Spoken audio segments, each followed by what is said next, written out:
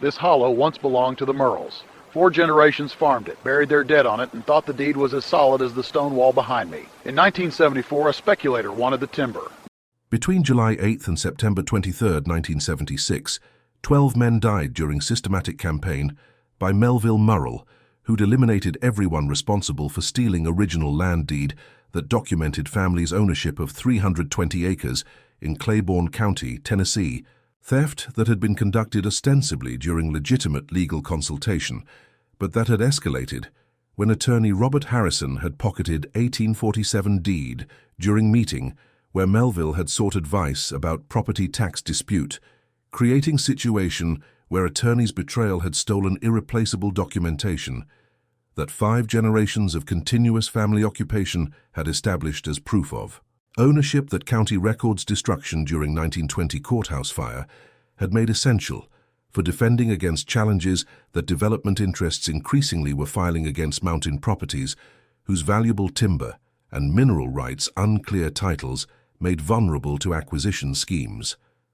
By September 27th, all 12 individuals who'd participated in stealing deed or who'd employed stolen documentation for filing competing ownership claims or who'd dismissed Melville's theft complaint were dead, their bodies discovered throughout eastern Tennessee, where solitary actions by Melville Murrell had systematically hunted and killed participants through rifle attacks, demonstrating that when professional betrayal steals property documentation and when systems refuse prosecuting theft that threatens family land, then property owners will deliver individual retribution that institutions decline to provide, even when evidence documented that deed theft had been premeditated scheme, rather than misunderstanding that attorney's characterization had falsely claimed when challenged about missing document. Claiborne County, Tennessee, occupied 532 square miles of mountainous Appalachian terrain in northeastern portion of state in 1976, populated by approximately 26,000 people working in declining agriculture, in timber operations, and in limited coal mining. Economically struggling region where family property ownership represented essential security, and where land deeds, particularly original documentation from 19th century, were viewed as sacred papers whose preservation was fundamental obligation, transcending ordinary concerns about paperwork, when courthouse records unreliability following 1920 fire meant that families holding original deeds possessed only definitive proof against competing claims that development pressures increasingly motivated. The county's legal landscape during mid-1970s was characterized by aggressive efforts by timber companies and by real estate developers to acquire mountain properties through challenging titles that incomplete county records made vulnerable to sophisticated legal tactics that impoverished families lacked resources to contest, when defending ownership required producing documentation that proper families maintained,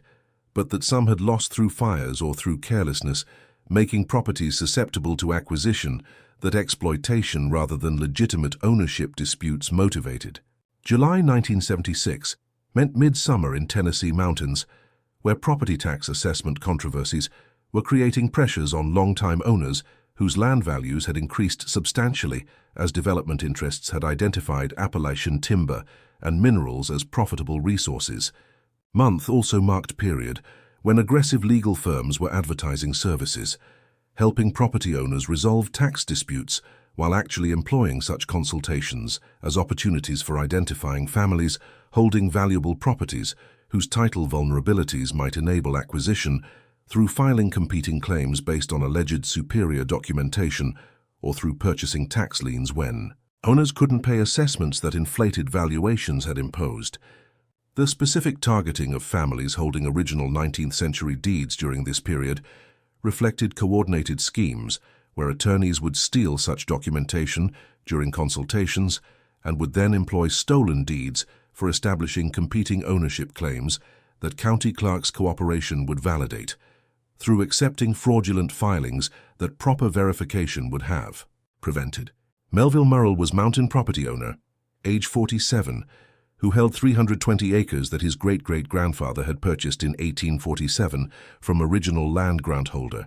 property that had remained in continuous family ownership through 5 generations, producing modest timber income and providing home site whose value had increased substantially during 1970s as development had expanded into previously isolated mountain regions, making Murrell property particularly attractive target for acquisition interests whose schemes depended on obtaining properties through legal challenges rather than through legitimate purchases that proper prices would require paying. Original 1847 deed represented families' definitive ownership proof. When county courthouse records had been destroyed in 1920, fire eliminating official documentation, making families' personal possession of original deeds into only certain evidence that continuous occupation should have supplemented, but that legal challenges might question when sophisticated attorneys employed technicalities for, creating doubts about title validity. Beyond practical utility,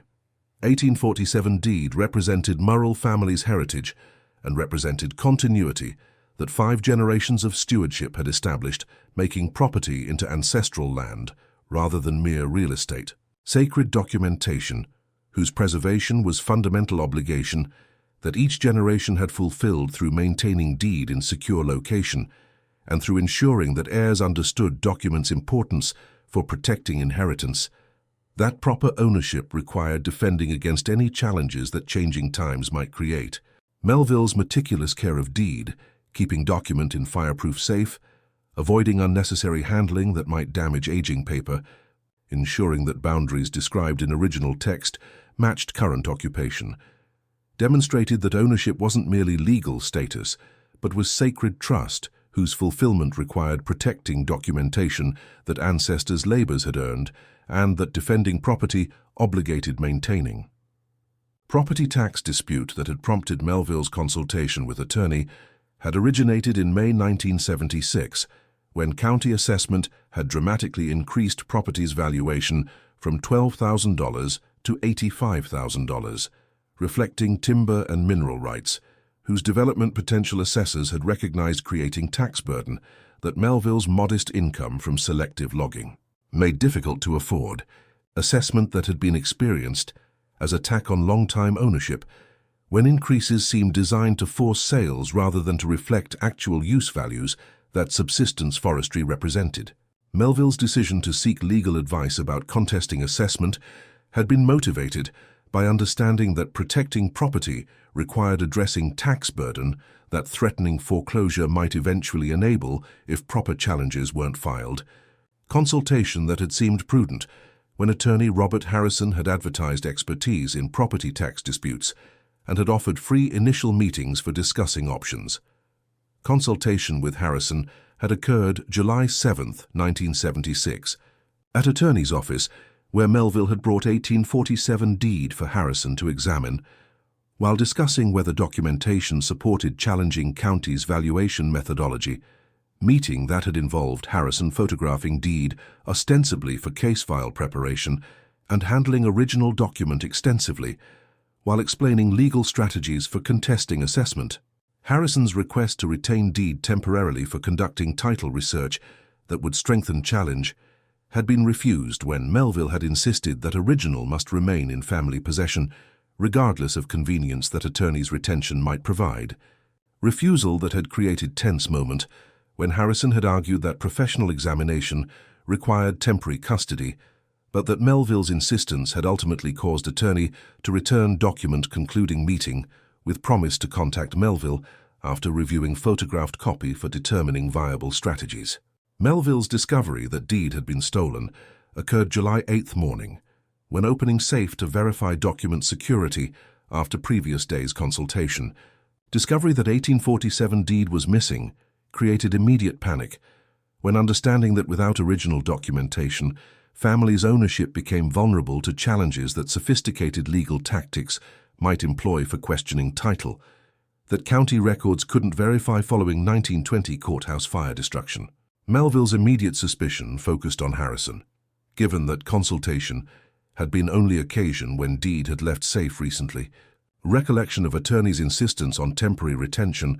and his extensive handling of document during meeting created conviction that theft had occurred during consultation when Harrison had employed some deception for switching original with photographed copy or for simply pocketing deed, while Melville had been distracted during meeting's conclusion. Melville's confrontation with Harrison occurred July 8th afternoon, when returning to attorney's office demanding return of stolen deed. Accusation that Harrison had vehemently denied, claiming that document had been returned at meeting's conclusion, and suggesting that Melville must have misplaced deed after leaving office. Characterization that Melville had rejected, explaining that systematic security procedures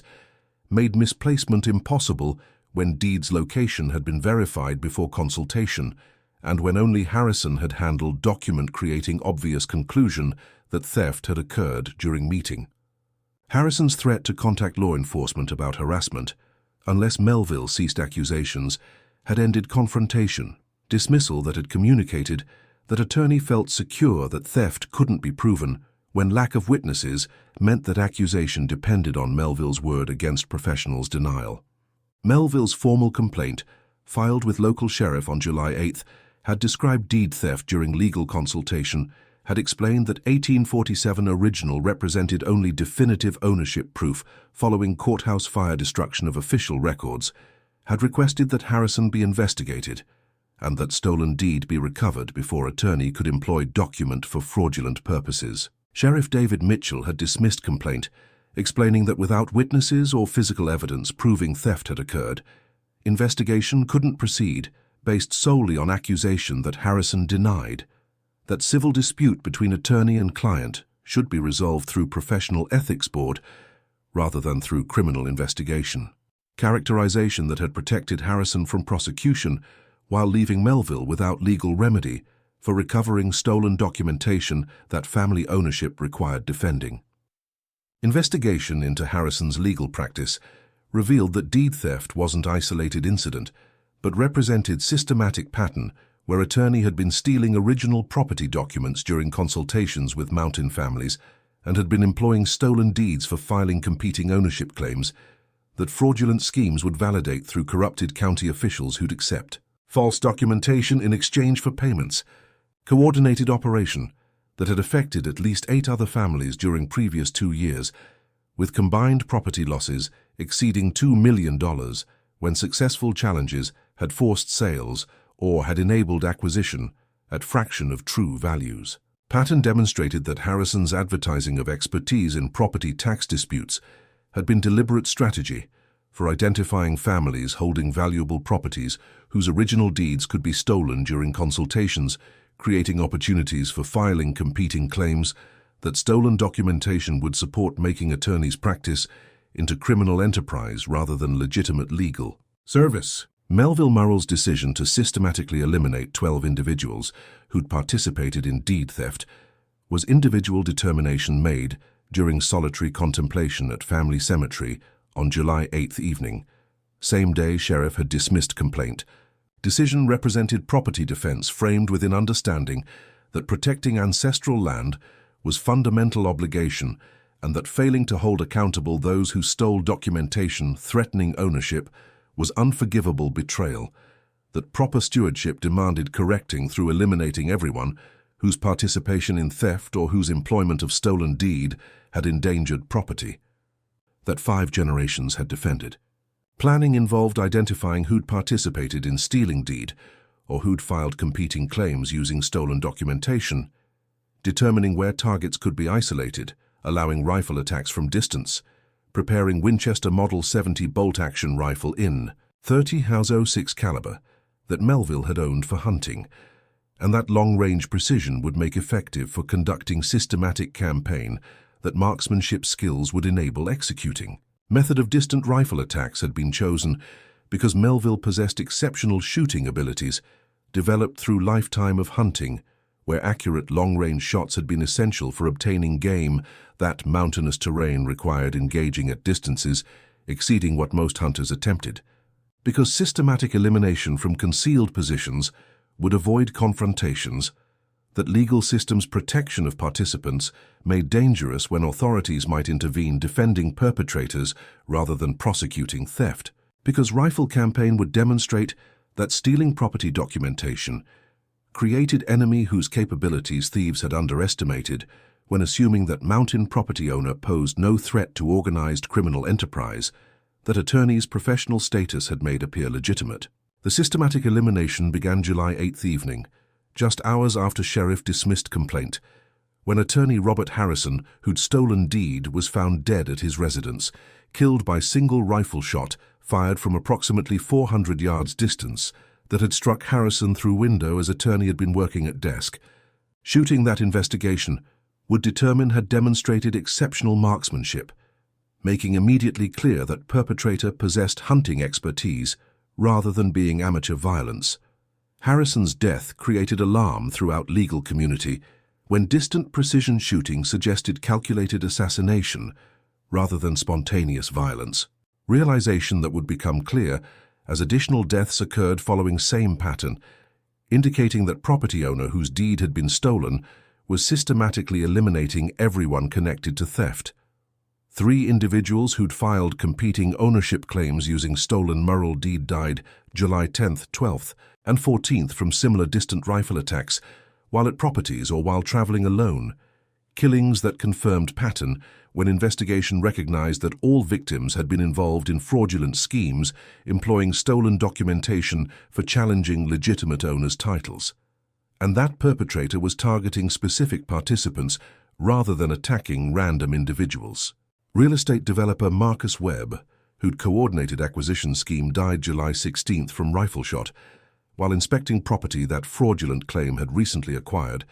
Death that demonstrated campaign was targeting not just those who'd filed false claims, but also those who'd benefited from schemes that stolen deeds had enabled, creating broader accountability that systematic elimination was enforcing. Pattern continued throughout July and August, with participants dying through rifle attacks that ballistics analysis determined came from same Winchester rifle. Victims found with 30 .06 wounds that long-range precision had made fatal, demonstrating that attacks were being executed with marksmanship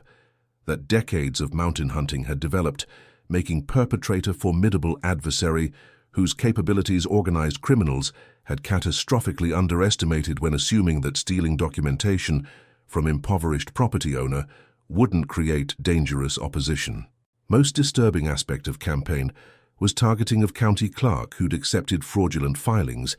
and of assessor who'd inflated property valuations, creating tax pressures, forcing consultations where deed thefts could occur. 4 officials dying between August 15th and September 10th, whose administrative corruption had enabled Harrison's scheme, demonstrating that accountability was being extended to everyone whose participation in systematic fraud had threatened mountain families' property ownership. By September 23rd, 12 participants and officials were dead from systematic campaign that had proceeded despite massive investigation involving Tennessee Bureau of Investigation and multiple law enforcement agencies, deploying substantial resources attempting to identify perpetrator and to prevent additional killings. Elimination of everyone who'd participated in or who'd enabled deed theft within 11 weeks demonstrated capability and determination that authorities hadn't anticipated from mountain property owner whose deeds theft had seemed to render him helpless rather than dangerous. Investigation had focused immediately on Melville, given obvious motive following Harrison's theft, and given that rifle attacks' precision suggested Hunter's skills, but establishing direct evidence linking him to killings proved difficult when attacks had occurred from concealed positions without witnesses, and when Melville maintained he'd been at property during times when murders occurred. Breakthrough came when Tennessee Bureau of Investigation surveillance observed Melville positioning himself with rifle on ridge overlooking road where county official traveled regularly. Surveillance team intervened before attack could occur, discovering Melville carrying Winchester Model 70 loaded with 30 .06 ammunition and wearing camouflage clothing. Arrest that prevented additional death, and that provided opportunity for interrogation producing confession. When Melville acknowledged that systematic campaign had been motivated by defending family property that deed theft had endangered and by punishing everyone whose participation in fraudulent scheme or whose administrative corruption had enabled theft threatening ownership that 5 generations had maintained. Written confession detailed 12 killings, with Hunter's precision describing shooting distances and target selection. Document demonstrating that systematic eliminations had been conducted with marksmanship, that mountain living had developed enabling accurate shots at ranges exceeding what most marksmen could achieve consistently. Confession emphasized that each victim had been selected based on participation in stealing deed, or based on filing fraudulent claims using stolen documentation, or based on administrative corruption enabling scheme.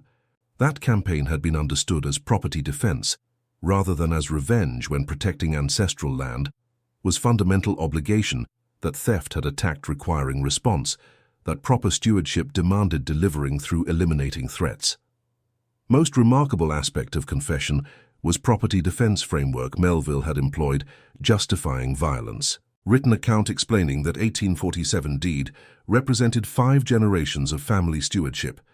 and represented only definitive proof following courthouse fire that county records couldn't verify. That stealing documentation had been experienced as attack on ancestral obligation to defend land that proper ownership required protecting through whatever means necessary when legal systems refused prosecuting theft that sophisticated criminals employed for acquiring properties through fraudulent claims. Confession explained that watching Harrison steal deed during consultation that trust had made possible had been betrayal attacking fundamental understanding that professional relationships should honor rather than exploit. The sheriff's dismissal of complaint had communicated that Mountain family's property was less important than protecting attorneys whose theft served development interests that economic power had made untouchable through normal legal channels. Trial for 12 murders occurred in December 1976 at Federal Courthouse in Knoxville, where Melville Murrell faced prosecution for killing attorney. Real estate participants and government officials, case that attracted regional media attention, both because rifle attacks demonstrated exceptional marksmanship and because defense's emphasis on deed theft as provocation raised questions about whether stealing irreplaceable property documentation had created grievances that might partially excuse systematic violence. Prosecution presented overwhelming evidence including Melville's detailed confession, Winchester Model 70 recovered when arrested, ballistics analysis proving rifle had fired, 30-06 rounds killing all victims, systematic pattern demonstrating premeditation rather than spontaneous violence that immediate discovery of theft might have provoked. Defense didn't dispute that Melville had participated in planning and executing systematic rifle campaign, but argued that actions had been desperate response to profound betrayal that deed theft represented when stealing 1847 original had endangered family ownership of 320 acres that 5 generations had defended, that Harrison's professional position had created trust that attorney had exploited for stealing documentation during consultation, that seeking legitimate legal advice had motivated, that sheriff's dismissal of theft complaint had left property owner without legal remedies for recovering documentation, that defending ownership required possessing. Defense presented testimony from property law experts and from Appalachian historians, explaining that original 19th century deeds in regions where courthouse fires had destroyed official records represented essential ownership proof that families maintaining such documentation deserved special protections, that stealing such deeds enabled fraudulent schemes that proper prosecutions should have prevented, rather than protecting criminals through dismissing complaints. Most dramatic defense evidence came from testimony describing systematic nature of Harrison's criminal enterprise, witnesses explaining that attorney had been stealing original deeds from at least 8 other Mountain families during previous 2 years, and had been employing stolen documentation for filing competing claims that corrupted county officials had validated enabling acquisition of properties worth over $2 million at fraction of legitimate values. Experts testified that Harrison's theft of Murrell deed had been premeditated crime,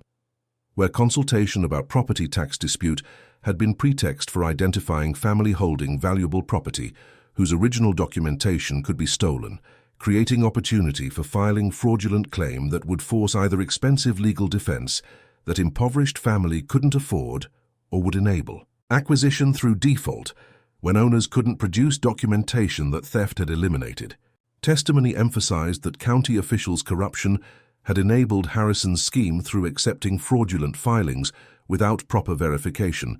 and through inflating property assessments, creating tax pressures, forcing consultations where deed thefts could occur.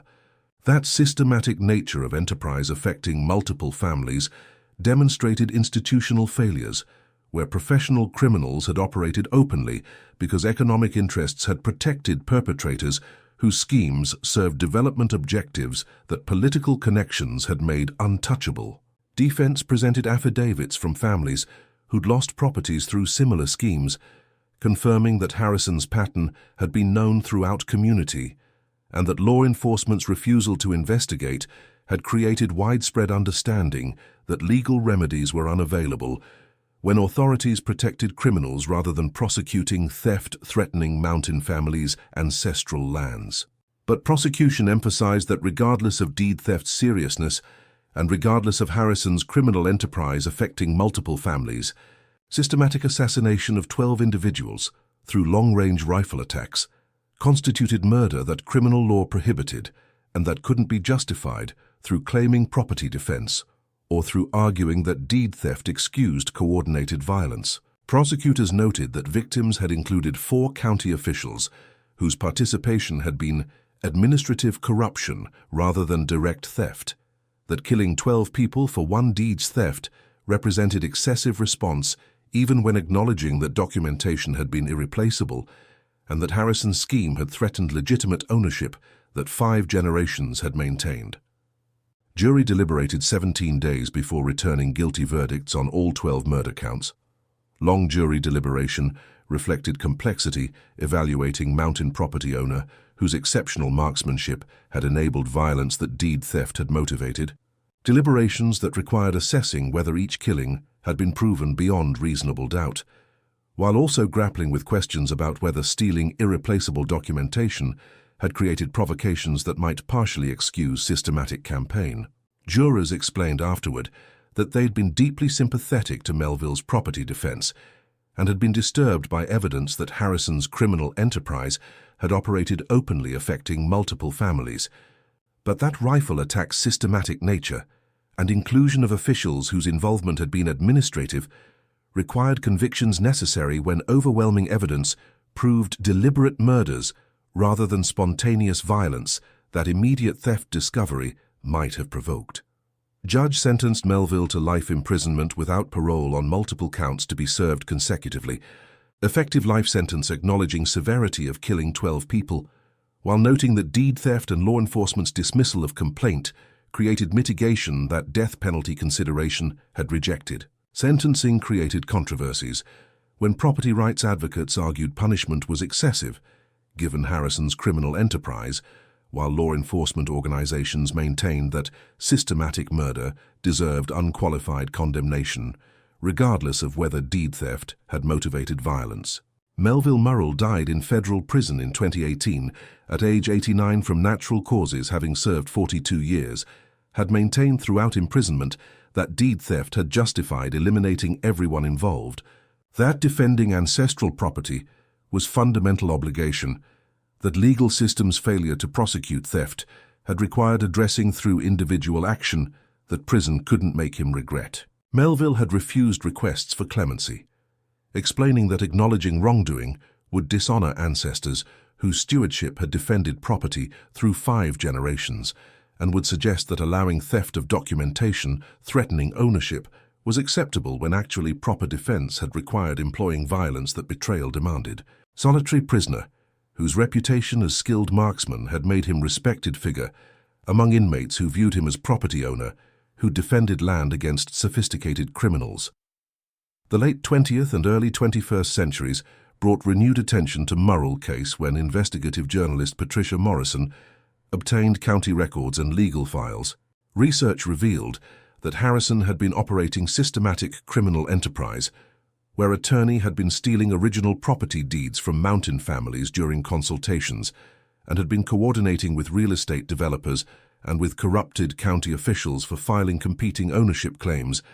that stolen documentation supported enabling acquisition of properties at fraction of legitimate values. Morrison published findings in 2023 book titled The Appalachian Vengeance, How Stolen Deed Created Property Owners' Rifle Justice, Comprehensive Examination Documenting Deed Significance, Harrison's Criminal Enterprise, property defense motivations, systematic rifle campaign trial and imprisonment. Most shocking discovery was documentation proving that county officials had known about Harrison's pattern of deed theft, but had tolerated crimes because attorneys' schemes served development interests that timber companies and real estate developers had been pursuing throughout region. That internal communications had characterized mountain families' property ownership as obstacles to economic development, that fraudulent title challenges could help eliminating when proper legal protections were withheld through refusing to prosecute thefts, or through accepting fraudulent filings that verification would have prevented. Correspondence revealed that some officials had actually encouraged Harrison's enterprise through providing information about which families held valuable properties with original deeds that consultations might enable stealing, creating culture where property theft was viewed as acceptable economic development tactic rather than as criminal activity deserving prosecution. Documentary filmmaker Sarah Thompson produced comprehensive examination in 2024, film titled When Deeds Were Stolen, Melville Murrell's Property Defense, featuring interviews with property law experts, Appalachian historians, Morrison discussing research findings, descendants of Murrell family expressing perspectives about whether systematic rifle campaign had been justified response to deed theft. Documentary presented balanced account, acknowledging both profound violation that stealing irreplaceable documentation represented and 12 deaths affecting families regardless of deceased individuals' degrees of culpability for Murrell deed theft or for enabling fraudulent schemes. Most powerful documentary segment featured interview with Martha Murrell, age 78 in 2024, Melville's niece who'd been 30 years old when deed had been stolen and who'd witnessed family's devastation following Harrison's theft. Martha explained that 1847 deed represented everything about our family's history on that land. 5 generations who'd worked and defended property through wars and depressions and hardships. Losing original documentation felt like losing proof that our ancestors' sacrifices had been real, and that ownership they'd established was legitimate. Watching attorney Harrison steal deed during consultation that seeking legal help had motivated felt like ultimate betrayal, where trusting professional had been exploited for attacking property that proper stewardship required defending. Sheriff dismissing Uncle Melville's theft complaint rather than investigating Harrison communicated that mountain families' property rights were less important than protecting criminals whose schemes served development interests. Uncle Melville believed defending ancestral land required eliminating everyone whose participation in theft or whose employment of stolen deed had endangered ownership that 5 generations had maintained. Documentary's most controversial revelation came from interviews with families of some 12 killed individuals. Interviews revealed complex perspectives, ranging from those who maintained relatives had been murder victims, whose rifle deaths deserved unqualified condemnation, to those who acknowledged deceased family members had participated in or had enabled criminal enterprise that deed theft had represented. Several families described how learning details about Harrison's systematic pattern affecting multiple families and about county officials' corruption-enabling schemes had changed understanding of case. Explained that initial characterization of relatives as victims of unprovoked violence had evolved into recognition that institutional failures had created environment where property theft was tolerated, creating grievances that desperation made explosive. Federal government conducted review in 2022 examining property documentation theft patterns. Review identified systematic problems where attorneys and real estate interests had been stealing original deeds from families in regions where courthouse fires or other records destruction had made personal possession of 19th century documents into essential ownership proof. That professional criminals had exploited trust that legal consultations should establish for identifying valuable properties whose documentation could be stolen, enabling fraudulent claims that corrupted officials would validate. Review concluded that reforms were necessary for preventing incidents where deed theft threatened legitimate ownership and where systems' failures to prosecute created profound grievances that evidence suggested could motivate violence when families experienced attacks on ancestral lands. Federal legislation passed in 2023 established Melville Murrell Original Property Documentation Protection during Legal Consultation Act, requiring attorneys to implement strict protocols when handling clients' original deeds, mandating that original documents never leave clients' possession during consultations, and requiring photographed copies for any necessary examination, establishing criminal penalties for attorneys who steal property documentation, creating independent oversight for complaints about professional theft,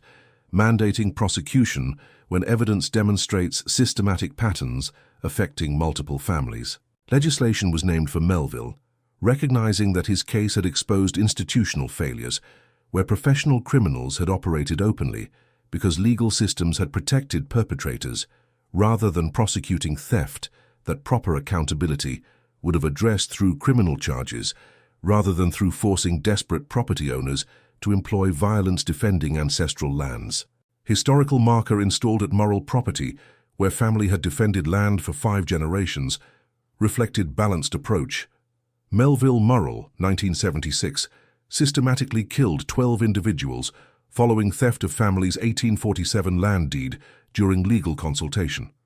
Attorney Robert Harrison stole original documentation that 5 generations of continuous family ownership had established as proof. Deed represented only definitive ownership evidence after 1920. Courthouse fire destroyed official records. Harrison coordinated criminal enterprise affecting multiple families. County officials' corruption enabled fraudulent schemes. Melville conducted rifle campaign using exceptional marksmanship, developed through mountain hunting. Convicted after 17-day jury deliberation. Served 42 years until death.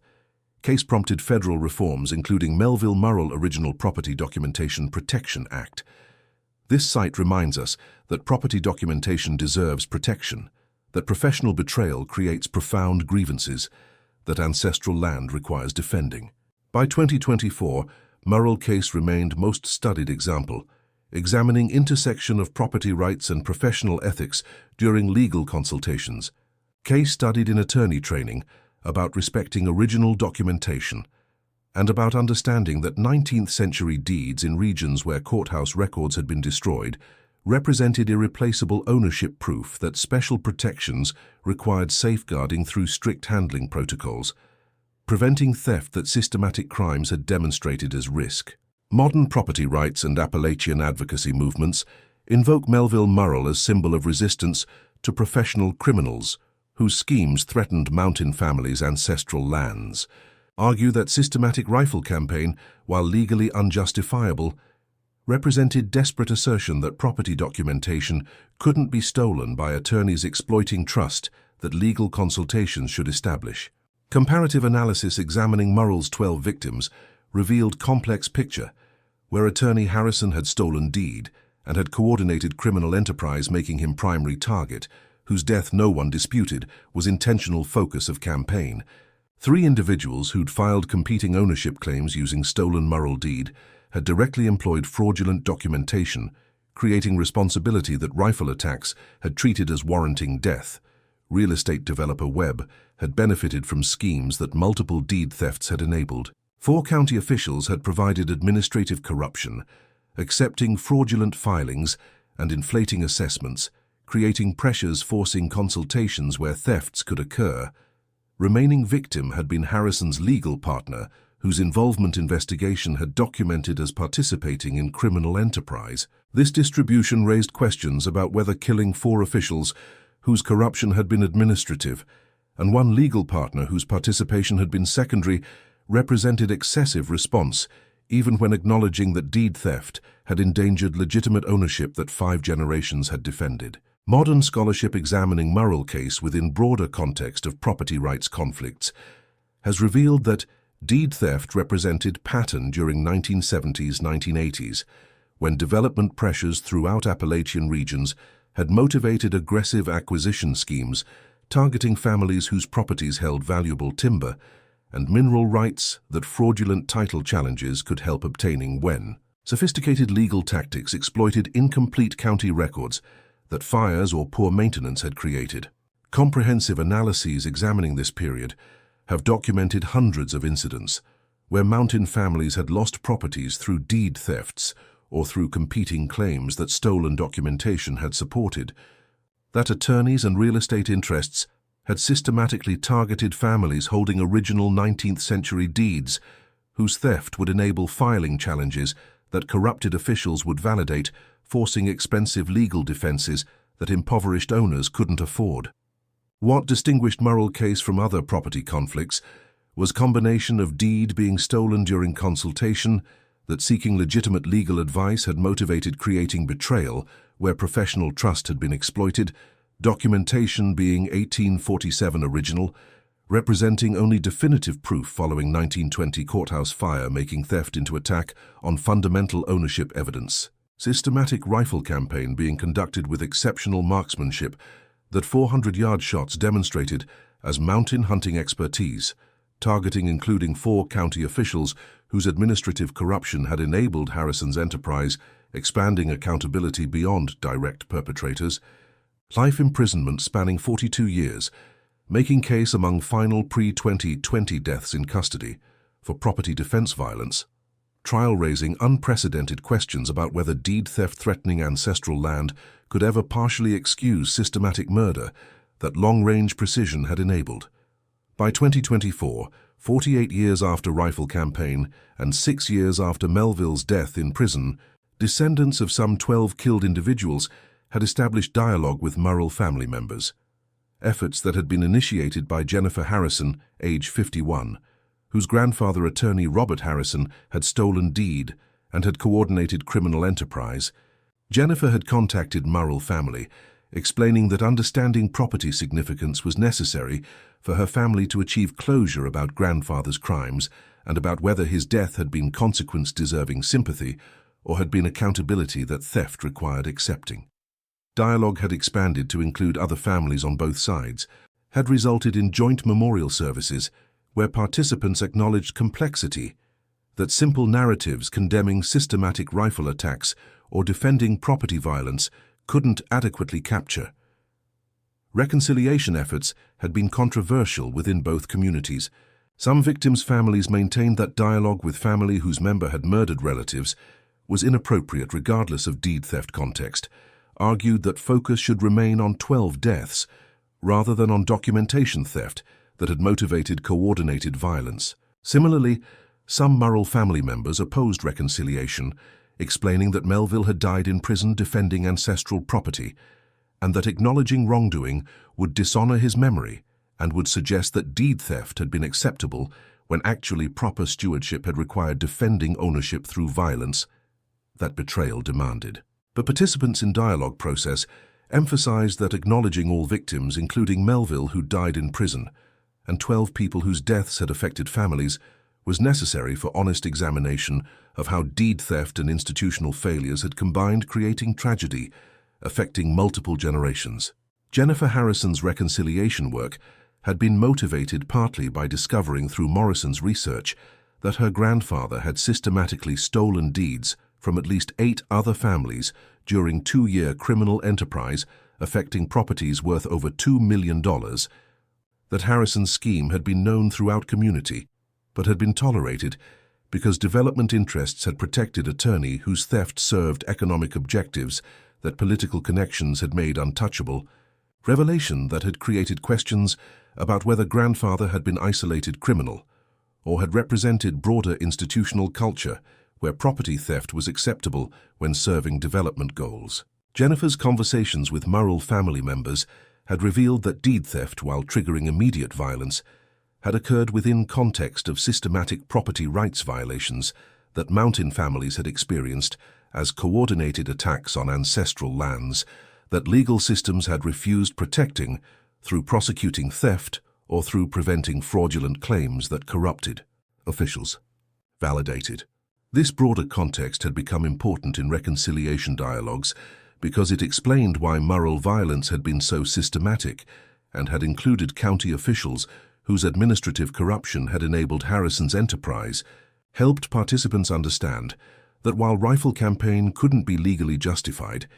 it had represented culmination of institutional failures affecting not just Murrell family, but entire communities whose property rights professional criminals had been violating through schemes that proper accountability would have prevented.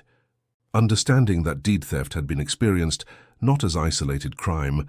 but as attack on 5 generations of stewardship helped victims' families comprehend why reaction had been so extreme, while understanding that 12 deaths had affected families regardless of whether deceased individuals had stolen deed or had merely enabled schemes, helped Murrell descendants recognize that violence had created suffering exceeding what any documentation theft could justify. Contemporary debates about Murrell case reflected broader conflicts about limits of property defense when documentation is stolen, about whether deed theft can ever justify coordinated violence, about how societies should balance economic development against protecting ancestral land ownership. Annual memorial services organized by reconciliation participants attracted both supporters, who viewed dialogue as path toward healing, and critics who maintained that focus should remain on condemning rifle attacks rather than on examining contexts that might appear to justify campaign that had killed 12 people for one deed's theft, regardless of how profound property threat had been. The enduring questions that Murrell case raises about appropriate protections for original property documentation during legal consultations, about whether deed theft threatening ancestral land warrants violent response when legal remedies are unavailable, about how property defense can motivate extreme violence when institutional systems enable theft, about whether systematic killing of officials whose corruption facilitated schemes creates accountability. These remain unresolved 48 years after rifle campaign,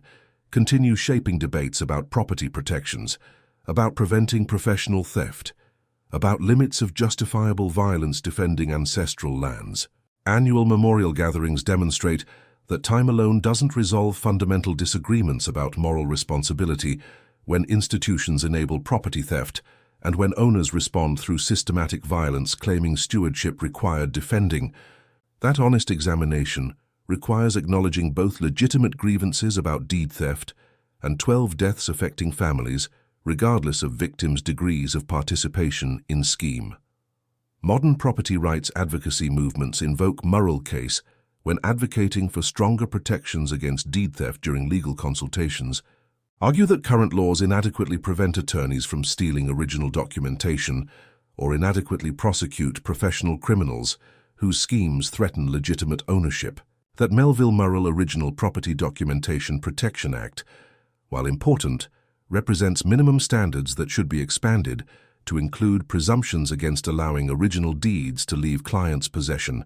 and to require automatic prosecution when patterns demonstrate systematic theft. Critics counter that emphasizing property protections risks obscuring that 12 human deaths resulted from documentation theft, that focus should remain on preventing violence rather than on expanding restrictions that might constrain legitimate legal practice even when handling irreplaceable documents. Descendants of Murrell family, including Martha, expressed nuanced perspectives about Melville's systematic violence. Martha acknowledged that killing 12 people had created victims whose families had suffered regardless of whether deceased individuals had stolen deed or had enabled schemes, but emphasized that understanding actions required recognizing property context, where 1847 documentation represented only definitive proof following courthouse fire, and where 5 generations of stewardship had created obligation to defend land through whatever means theft required employing. Martha's balanced position created some controversy within broader property rights advocacy community, where some argued that any acknowledgement of rifle campaign's excessiveness risked betraying Melville's defense of ancestral land, while others maintained that honest examination required recognizing that violence had exceeded what any deed theft could justify when 4 administrative officials and 1 secondary participant had been killed. Federal legislation establishing property documentation protections prompted examination of broader patterns where professional criminals had historically stolen original deeds from mountain families. Department of Justice analysis, examining approximately 200 incidents from 1960 to 1990 period, where attorneys or real estate interests had stolen 19th century property documents, identified systematic patterns where criminals had exploited legal consultations for identifying families holding valuable properties, whose deeds could be stolen, enabling fraudulent claims. That corrupted officials had validated false filings without proper verification, creating schemes that affected hundreds of families whose properties had been lost or threatened. Analysis resulted in recommendations for comprehensive attorney ethics training, for strict accountability when original deeds are stolen during consultations, for independent review when families file theft complaints, for requiring automatic prosecution when evidence suggests systematic patterns affecting multiple victims. Contemporary legal profession training, incorporating Murrell case, emphasizes that respecting original property documentation serves ethical obligation and practical function, preventing violence. That understanding significance that 19th century deeds represent in regions where courthouse records were destroyed is necessary for recognizing that stealing such documentation creates profound grievances, threatening families' ancestral lands. That professional betrayal communicates contempt, undermining legal system legitimacy, and creating resentments that entire communities might support when property owners interpret theft as requiring retribution that stewardship demands. Training materials cite specific example of Harrison's deed theft, resulting in 12 deaths as demonstration that professional crime creates cascading harms affecting not merely immediate victims, but broader communities whose trust in legal system documentation theft destroys. Consequences that proper ethics and prosecutions would have prevented if officials had recognized that stealing irreplaceable ownership proof represented serious crime deserving accountability rather than being tolerated because serving development interests. International legal profession examining property documentation protections frequently cite Murrell case as example demonstrating consequences when attorneys betray professional trust through stealing clients' deeds. Scholars note that original 19th century property documents globally represent irreplaceable ownership proof in regions where official records have been destroyed, that special handling protocols should protect preventing theft, that Murrell rifle campaign exemplified as risk when criminals exploit consultations. Research examining property professional conflicts across multiple nations has revealed patterns where documentation theft has motivated violence. That Murrell case, while extreme in its systematic precision, represented broader phenomenon where populations experience profound grievances when institutional systems enable property theft through tolerating professional criminals whose schemes proper prosecutions would prevent. By 2024, the Murrell property where 5 generations had defended land remained in family possession, 320 acres that Martha Murrell and other descendants continued occupying,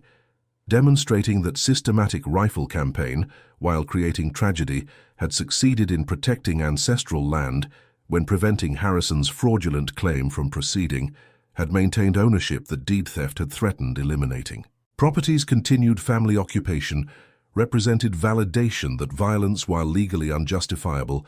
had achieved defensive purpose when alternative of losing land to criminal scheme had been unacceptable outcome that proper stewardship had required preventing through whatever means institutional failures had made necessary employing. Memorial structure erected on property displayed replica of stolen 1847 deed, showing original documentation's significance as proof of ownership that 5 generations had defended. Educational materials explaining how courthouse fire destruction of official records had made families' personal possession of original documents into essential evidence that proper protection required maintaining through secure storage and through careful handling, preventing theft that sophisticated schemes might otherwise accomplish. Physical memorial included timelines showing Murrell family's continuous occupation from 1847 purchase through 2024, demonstrating unbroken stewardship, that deed had documented and that defending property had required protecting through systematic campaign when theft had endangered ownership. Memorial site included recorded testimony from property law experts explaining that original 19th century deeds in regions where courthouse fires had destroyed official records represented unique documentation deserving special protections, that families maintaining such papers performed essential function, preserving ownership evidence that county systems failures had eliminated from official archives, making personal possession into only definitive proof that title challenges might require defending. Recordings emphasized that Harrison's theft had attacked not merely one family's ownership, but had threatened broader principle that proper documentation deserved respecting rather than being stolen for fraudulent purposes, that development interests motivated enabling through professional betrayal. Memorial Site's educational placards explained 1920 courthouse fire that had destroyed Claiborne County's property records, creating situation where families holding original deeds became vulnerable to challenges when official verification couldn't confirm ownership that continuous occupation should have established as legitimate, but that sophisticated legal tactics could question through claiming superior documentation or through filing liens that expensive defenses would require contesting. Materials noted that Harrison's criminal enterprise had systematically exploited this vulnerability through stealing original deeds during consultations and through coordinating with corrupted officials for validating fraudulent claims that proper verification would have prevented, pattern affecting multiple families, demonstrating that institutional failures had created environment where property theft was tolerated because serving development objectives that economic power had protected. Memorial Site's complimentary exhibit honored 12 killed individuals, displayed photographs and biographical information about each victim, included statements from families describing losses and describing perspectives about whether relatives' deaths had been preventable if professional ethics had been maintained, or whether deaths represented consequences that criminal enterprise had created through threatening legitimate ownership. Balanced presentation that refused simplifying story into narrative celebrating Murrell resistance or condemning rifle violence, acknowledged complexity requiring visitors to grapple with competing values about property protection, about preventing professional theft,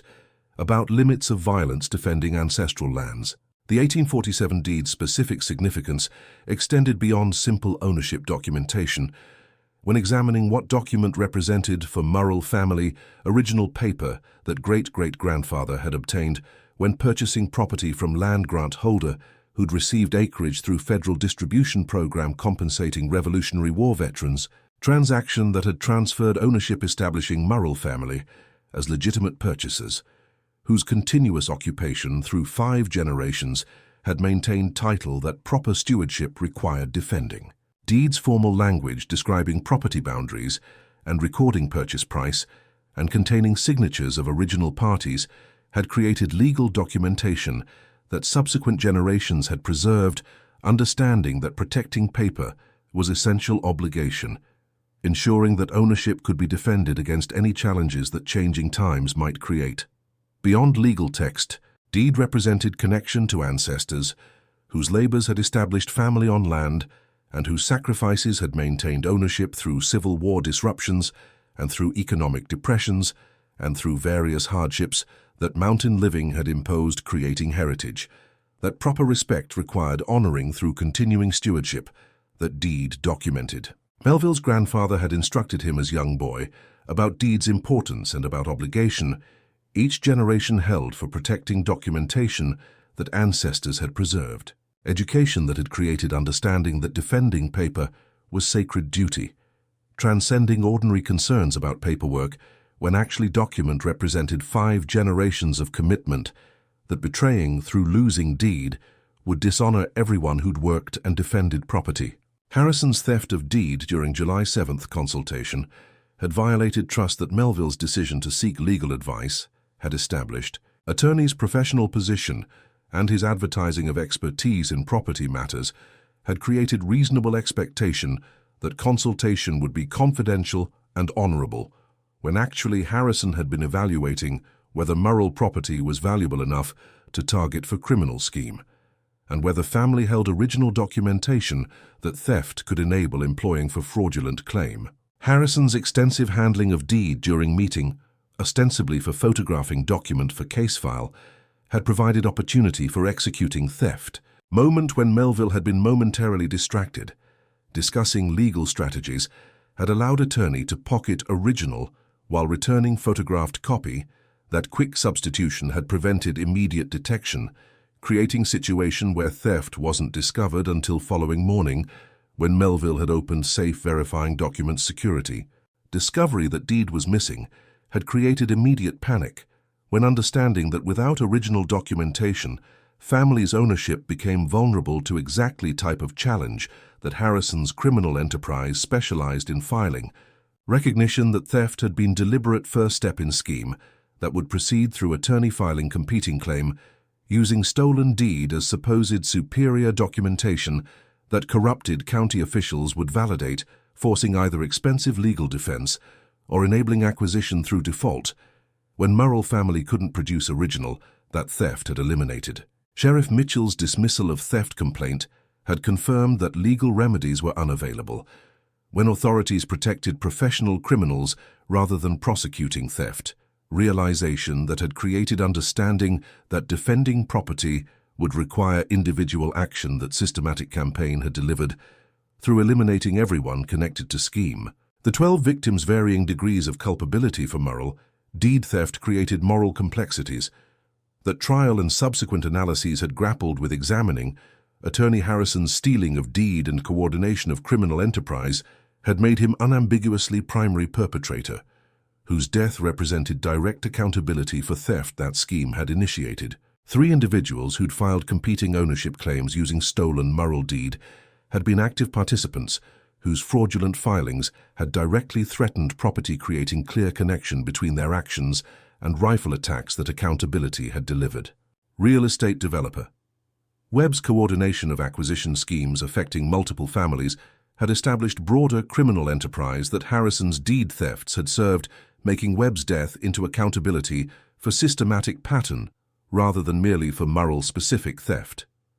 4 county officials killed during campaign had represented administrative corruption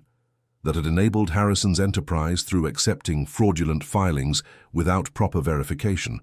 and through inflating property assessments, creating tax pressures forcing consultations where deed thefts could occur. Participation that, while not directly stealing Murrell deed, had facilitated systematic schemes affecting multiple families, making officials' deaths into accountability for institutional failures that proper administration would have prevented. Harrison's legal partner, whose death had been final killing before arrest, had represented secondary participation, documented through investigation as assisting criminal enterprise, though not directly involved in Murrell deed theft. Targeting that had extended accountability beyond immediate perpetrators to include broader support network that schemes required operating successfully. This distribution of victims raised questions that jury deliberations and subsequent analyses had examined regarding whether killing 4 administrative officials and 1 secondary participant represented proportional response to deed theft, or whether systematic campaign had exceeded what property defense could justify, even when acknowledging that theft had endangered legitimate ownership that 5 generations had defended. Prosecution's arguments emphasizing that 12 deaths affected families, regardless of victims' specific roles in Murrell deed theft, had competed with defense's emphasis on systematic nature of Harrison's criminal enterprise affecting multiple families, creating grievances that extended beyond merely Murrell-specific theft, when actually broader pattern demonstrated institutional failures deserving accountability that legal systems had refused providing. Modern legal scholarship examining property documentation theft has used Murrell case as primary example when analyzing professional ethics obligations during client consultations. Scholars debate whether attorneys handling original 19th century deeds should face stricter regulations, preventing any temporary retention, or whether balanced approaches allowing photographed examination serve adequate protections when proper handling protocols are maintained. Some argue that irreplaceable documentation deserves absolute protections prohibiting original deeds from leaving clients' possession regardless of professional convenience. That Murrell case demonstrates risks when attorneys have opportunities for theft during consultations that trust makes possible. Others counter that requiring absolute possession restrictions might create obstacles to legitimate legal work, when careful examination of original documents sometimes serves necessary purposes that proper ethics would accomplish without theft risks. The broader implications of Murrell case extended beyond individual tragedy, when researchers examining property rights conflicts during development boom discovered that Harrison's criminal enterprise had represented systematic problem throughout Appalachian regions during 1970s-1980s, when timber companies and real estate developers had been aggressively seeking to acquire mountain properties, whose valuable resources, incomplete titles had made vulnerable to fraudulent challenges. Comprehensive studies examining this period revealed that professional criminals, including attorneys and real estate brokers, had systematically targeted families holding original 19th-century deeds whose theft would enable filing competing claims that corrupted officials would validate, that hundreds, if not thousands of families had lost properties or had faced expensive legal defenses, that schemes had forced when proper prosecutions would have prevented thefts, protecting legitimate ownership that institutional systems had failed safeguarding. Until next time, remember that Melville Murrell systematically killed 12 individuals after attorney Robert Harrison stole family's 1847 land deed during legal consultation, that seeking advice about property tax dispute had motivated creating professional betrayal where trust had been exploited for theft that criminal scheme required obtaining. That deed represented only definitive ownership proof following 1920 courthouse fire that had destroyed official county records, making personal possession of original documentation into essential evidence that 5 generations of continuous family occupation should have supplemented, but that sophisticated legal challenges might question. That Harrison had been coordinating systematic criminal enterprise affecting at least 8 other families whose properties worth over $2 million had been lost or threatened through deed thefts that corrupted county officials had enabled through accepting fraudulent filings and through inflating assessments, creating pressures forcing consultations where thefts could occur. That sheriff dismissed Melville's theft complaint protecting attorney rather than investigating crime, leaving property owner without legal remedies for recovering documentation that defending ownership required possessing. That Melville conducted rifle campaign employing Winchester Model 70 and exceptional marksmanship developed through lifetime of mountain hunting, eliminating everyone who'd participated in stealing deed or who'd filed fraudulent claims or who'd provided administrative corruption enabling scheme. That 17-day jury deliberation examined whether deed theft threatening ancestral land could partially excuse murders before convicting on all counts, making one of longest deliberations in Tennessee federal history. That Melville served 42 years until death, maintaining that defending property that 5 generations had maintained was fundamental obligation, requiring punishing theft when legal systems refused prosecuting. That case prompted federal reforms establishing Melville Murrell Original Property Documentation Protection Act, requiring strict protocols preventing attorneys from retaining clients' original deeds and mandating prosecution when systematic patterns demonstrate professional theft, and that ultimately property documentation deserves protection, recognizing irreplaceable significance. That professional trust requires honoring rather than exploiting for theft. That ancestral land demands defending when institutional systems enable criminals whose schemes proper accountability would prevent through prosecuting theft rather than through tolerating property violations. That development interests motivate creating conditions where desperate responses become inevitable. When property owners understand that defending ownership requires employing violence, that betrayal demands even when legal consequences include life imprisonment, because alternatives mean accepting that professional criminals can steal documentation threatening land that 5 generations defended through stewardship. That proper respect requires continuing regardless of economic pressures that development creates or sophisticated schemes that attorneys employ for acquiring properties. Through fraudulent claims that corrupted officials validate, enabling systematic theft, affecting multiple families whose legitimate ownership legal systems should protect through prosecuting crimes rather than through dismissing complaints. That property defense motivates filing, creating environment where rifle campaigns become necessary for defending ancestral lands against organized criminals, whose professional positions make them appear legitimate, when actually Harrison's enterprise represented systematic violation of property rights that proper prosecutions would have prevented if institutional systems had valued protecting mountain families' ownership over serving development interests, that economic power had made untouchable through normal legal channels requiring individual property owners to employ whatever violence theft demanded for defending documentation that 5 generations of ancestors had preserved through understanding that protecting deed was sacred obligation, ensuring that ownership could be defended against challenges that proper stewardship required maintaining capability for addressing through possessing irreplaceable proof that courthouse fire had eliminated from official records, making personal possession into only definitive evidence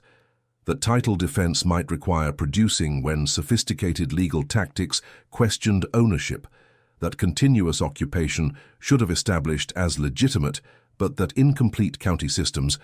couldn't verify, creating vulnerabilities that professional criminals exploited through stealing original deeds. During consultations that seeking legitimate legal advice had motivated establishing trust that attorneys betrayed for serving criminal enterprises, that development schemes required obtaining properties through fraudulent means, rather than through legitimate purchases that proper prices would necessitate paying. If this complete expanded story made you grapple with irreducible complexity of property theft and systematic violence across 48 years, the discovery that Attorney Harrison had systematically stolen deeds from at least 8 families during 2-year criminal enterprise coordinating with real estate developers and corrupted county officials for acquiring properties worth over $2 million through fraudulent claims that stolen documentation enabled filing, the theft of Murrell family's 1847 deed during legal consultation, that seeking advice about property tax dispute had motivated creating professional betrayal, where trust established through attorneys' advertised expertise had been exploited for stealing irreplaceable ownership proof that 5 generations had preserved following 1920 courthouse fire destruction of official county records. The sheriff's dismissal of theft complaint protecting Harrison, rather than investigating crime, communicating that Mountain family's property rights were less important than serving development interests that economic power had made untouchable. The systematic rifle campaign, where Melville employed Winchester Model 70 and exceptional marksmanship developed through lifetime of mountain hunting, eliminating 12 people,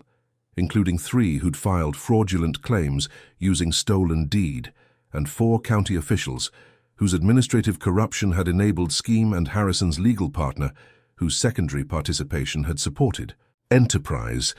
The 17-day jury deliberation examining whether deed theft threatening ancestral land that 5 generations had defended could partially excuse systematic murders, making one of longest deliberations in Tennessee federal history. The life imprisonment, where Melville served 42 years until death age 89, maintaining that defending property was fundamental stewardship obligation, requiring punishing theft when legal systems refused prosecuting professionals whose schemes threatened legitimate ownership. The federal legislation establishing Melville Murrell Original Property Documentation Protection Act, requiring attorneys to implement strict protocols preventing retention of clients' original deeds and mandating prosecution when patterns demonstrate systematic theft. The property remaining in family possession through 2024, demonstrating that violence while creating tragedy had succeeded in protecting ancestral land from criminal scheme that deed theft had threatened enabling. The reconciliation efforts uniting descendants 48 years later, while debates continue about whether killing 4 administrative officials and 1 secondary participant represented excessive response. The impossible questions about whether deed theft threatening property that 5 generations had defended justified systematic murder, and whether professional betrayal can ever excuse coordinated violence regardless of how profound property threat was. Leave your like and share.